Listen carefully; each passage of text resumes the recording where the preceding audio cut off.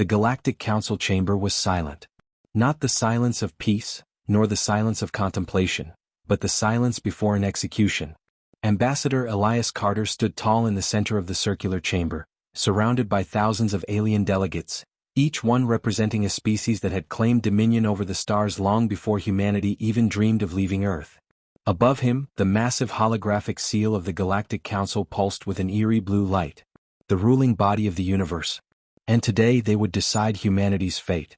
The Zalvari High Chancellor, a towering insectoid creature with crystalline eyes, leaned forward. "Humanity," she rasped, her voice like the grinding of metal. "You stand accused of violating the natural order. You are dangerous. You are unpredictable. You are unwelcome." Murmurs of agreement rippled through the chamber. Carter clenched his jaw. They had already made their decision. "This is insanity," he said, voice firm. "Humanity has done nothing but prove itself worthy of standing among you. We have uplifted struggling civilizations. We have contributed to your sciences, your economies, your infrastructure. And yet you treat us as if we are a disease." A new voice rang out. Cold. Dismissive. The Voth Dominion's warlord, clad in gleaming red armor, sneered. "A disease spreads quickly and cannot be controlled. You have existed in the stars for only a few centuries, yet you already threaten the balance of power. That alone is reason enough to cast you out." A slow, deliberate bang echoed through the chamber as the High Chancellor struck the ceremonial staff against the ground. "The decision is final." The words felt like an execution sentence. "From this day forward, humanity is banished from the Galactic Council. You are no longer recognized as a sovereign people. No trade. No alliances. No protection. Should you attempt to exert influence beyond your home system, you will be met with force." Carter's hands curled into fists. He wanted to fight. He wanted to shout. But humanity wasn't strong enough. Not yet. So instead he took a slow breath, and smiled. The Earthborn response. When Elias Carter returned to Earth, the entire planet was waiting. The moment his ship touched down in Geneva, every screen on the planet flickered to life. His voice carried across continents. "We have been betrayed." There was no shock. No disbelief. Humanity had always known the Council feared them. But to be exiled? To be declared enemies of the galaxy? That was a declaration of war. Across the world, every military leader, scientist, engineer, and strategist gathered. For hours no one spoke. Then finally an old, scarred general stepped forward. His voice was gravelly but his words were iron. "If they don't want us in their galaxy." He looked around at the leaders of Earth. The men and women who had guided humanity through centuries of war and peace, through famine and abundance, through weakness and strength. "Then we'll build our own." The room fell silent. Then slowly, one by one, heads began to nod. A spark ignited. And that was all humanity ever needed. The blueprint for an empire. The Council had banished humanity. They thought it would cripple them. They thought humanity would cower on their tiny blue rock, too weak to defy their decree. They thought wrong. Within weeks, every scientific institute was repurposed. Every nation pooled its resources. A singular goal emerged. Expansion. Power. Sovereignty. Humanity would no longer ask for a seat at the table. They would build their own throne. The first fleet was constructed in record time. Not sleek diplomatic vessels. Not fragile trade ships. Warships. Built not for negotiation, but for conquest. And at the heart of it all, a message was sent to the Council. A transmission that would be remembered for centuries. A message simple and terrifying in its confidence. "You fear us now. Just wait. We are not retreating. We are advancing in another direction." The Council had made their greatest mistake. They hadn't exiled humanity. They had unleashed them. The Council had banished humanity. They thought it was over. They thought exile meant defeat. But when the first reports of disappearing colonies, stolen warships, and black market alliances started to surface, they realized their mistake. The silent expansion. Humanity did not strike first. They did not march into battle, did not declare war, did not send fleets to burn Council worlds. They vanished. 4 months, no human ships were seen beyond the Sol system. No transmissions. No diplomacy. Silence. But in that silence, humanity was not idle. The Council believed they had trapped humans within their home system, forced to rot on their tiny blue planet. But humans had never been the type to accept their fate. While the Council debated their decision in grand chambers, humanity built in the shadows. Black sites in asteroid belts. shipyards hidden in nebulae, bases carved into dead moons. Humanity had been underestimated for the last time. And when they returned, it would not be as beggars. It would be as kings. The first strike. It started small. A Zalvari outpost, silent. A Voth Dominion patrol, missing. Supply convoys, vanishing without a trace. At first, the council dismissed it. Pirates. Accidents. Rogue factions. But when entire fleets went dark, they knew. Humanity was moving. The first undeniable proof came when a council battleship, the Ascendant Wrath, was found drifting. Weapons stripped. Engines disabled. Crew gone. And in its place, burned into the hull in deep, molten scars, was a single message in Terran English. We have not forgotten. Panic spread. What are they planning? Where are they?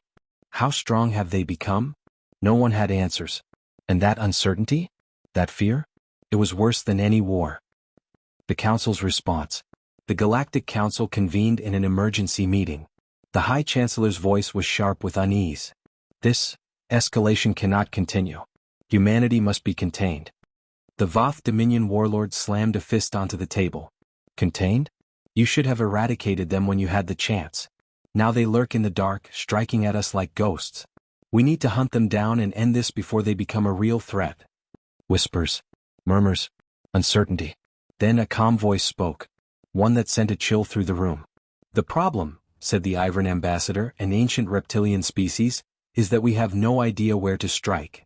The room fell silent. Humanity had erased itself from every known record. They weren't a single system anymore. They weren't a rogue colony. They were everywhere. Then a transmission came through. A live broadcast. From Earth. The declaration of the Terran Empire. The council chamber's massive screens flickered. And then there he was. Ambassador Elias Carter, no longer standing as a diplomat of a broken race, but as the voice of something greater. Behind him, a symbol the council had never seen before. A black flag adorned with a single burning star. His voice was calm. Cold. Powerful. You once called us unworthy. Pause. You called us a threat. A heartbeat.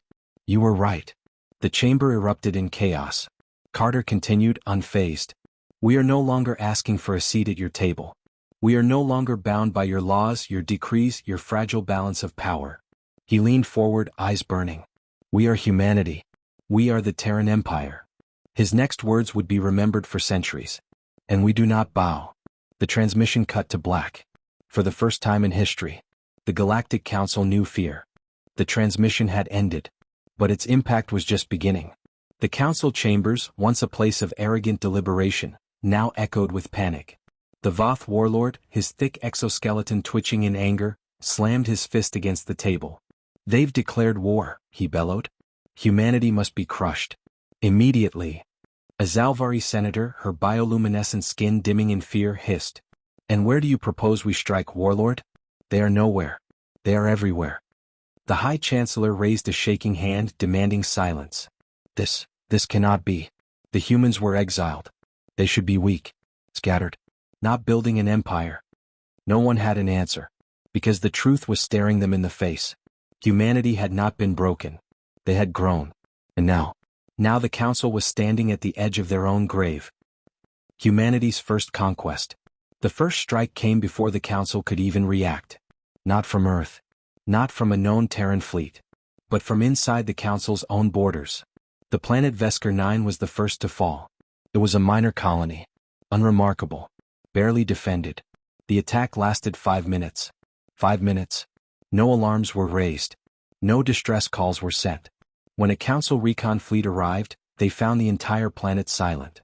The defense stations? Hacked, their weapons turned against their own fleet. The council soldiers? Gone. The capital city? Still intact. But at the heart of it, burning like a warning, was a massive Terran banner. The same black flag with the single burning star. A simple message was left behind, carved into the very streets of the capital. This is not your war anymore. This is our ascension. The council's worst fear had been realized. The humans weren't just fighting back. They were taking territory. The fall of the Outer Rim. Panic spread like wildfire. Every Outer Rim colony in council space was suddenly on high alert. The council scrambled to deploy fleets. To fortify defenses. But it didn't matter. The Terran Empire was already inside the walls. Revolts erupted across the stars. Hidden human sympathizers rising up, seizing weapons, sabotaging Council forces. Council warships entered battle expecting humans to come from outside. Instead, their own crew, former slaves, former refugees, former exiles, turned against them. The war wasn't starting. The war had already begun. And the Council? They were losing. The new human fleet reveals itself. The Council had relied on one thing to keep humanity weak: technology. They had denied Earth access to the most advanced shipbuilding. They had restricted trade. They had ensured that humanity would always be a generation behind. But they had never accounted for human ingenuity. When the first Terran fleet revealed itself, it wasn't made of outdated ships scavenged from the past. No. The Council's finest warships had always been massive, slow-moving, over-reliant on automated systems. The Terran warships were the opposite. Slick, fast, ruthless. They didn't have shields as strong as Council ships. But they didn't need them. Their ships were designed for shock and awe. And when they hit like vengeful gods. Entire Council fleets were decimated before they could react. By the time they scrambled to fight back, the humans were already gone. The Council's last hope, the superweapon. The Council knew they couldn't win this war through conventional means. Humanity had outmaneuvered them. Their fleets were too fast. Their tactics were too unpredictable. And their influence? Growing. Worlds that had once feared humanity were now rising under their banner. The Council had only one choice left: desperation.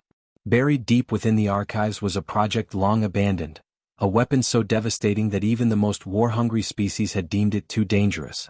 A planet killer. A weapon capable of turning entire worlds into lifeless husks. If they could not defeat humanity, they would erase them. The Council gave the order: deploy the superweapon. And with that command, the countdown to humanity's final battle had begun. The Council had made their choice. They couldn't outfight the Terran Empire. They couldn't outmaneuver their fleets. So they resorted to the final solution. The planet killer was awakened from its slumber.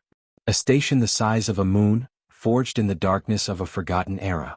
A weapon capable of burning entire planets into dust. And its target? Terra Nova. The beating heart of humanity's new empire. A race against annihilation. The Terran High Command intercepted the transmission. The superweapon was mobilizing. If it fired, humanity's greatest colony, the capital of their new empire, would cease to exist. Admiral Kane stood at the helm of Retribution, the most advanced warship in the Terran fleet. His expression was cold, calculated. He had already made his decision. "We go after it," he said. His officers hesitated. "That station is the most fortified weapon the Council has ever built," Commander Vasquez warned. Kane's voice was steel. "Then we'll make history by being the first ones to destroy it." The final battle begins. When the Terran fleet arrived, the superweapon was already in position. Its cannon began charging, an energy buildup powerful enough to shatter a world. The moment humanity saw it, they knew. This was it. Victory or extinction. The battle began without mercy. Council warships flooded the space around the station, a defensive wall of firepower. The Terran fleet didn't slow down. They tore through the defenders with surgical precision. Fighters weaved between laser fire. Bombers struck weak points with pinpoint accuracy. But the weapon, the planet killer, kept charging. And once it fired, nothing could stop it. The impossible gambit. Admiral Kane knew what had to be done. "The Retribution isn't fast enough to breach their defenses in time," Vasquez said. "We need—" "I know," Kane interrupted. "We need a suicide run." Vasquez hesitated. Kane didn't. "We detonate our warp core at point-blank range." A silent pause. Then Vasquez grinned. "Damn it, Admiral. You always pick the fun missions." The plan was madness. But so was humanity. The Retribution burned every ounce of its remaining fuel, barreling toward the station at impossible speed. Council ships scrambled to intercept. They couldn't. The Retribution slammed directly into the station's energy core. And in one final, blinding explosion, the planet killer was gone. The Empire stands eternal. The war ended that day. The Council had lost their trump card. Their forces were shattered. And humanity? Humanity had proven what the galaxy had refused to accept. They were unstoppable. The Terran Empire stood undisputed. Planets that had once feared them now swore loyalty. Species that had mocked them now sought alliances. Earth had not just survived exile. They had transcended it. And now the stars belong to them. If you want more stories of human domination in the stars, smash that subscribe button. The empire is just getting started.